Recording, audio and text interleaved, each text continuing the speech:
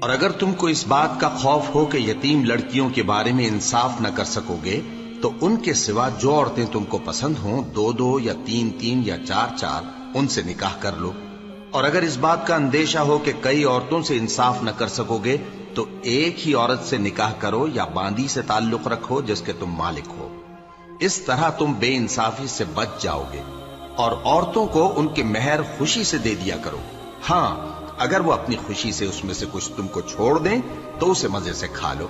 اور کم عقلوں کو ان کا مال جسے اللہ نے تم لوگوں کے لیے سبب معیشت بنایا ہے مت دو۔ ہاں اس میں سے ان کو کھلاتے اور پہناتے رہو اور ان سے معقول بات کہتے رہو، اور یتیموں کو بالغ ہونے تک کام کاج میں مصروف رکھو اور جانچتے رہو۔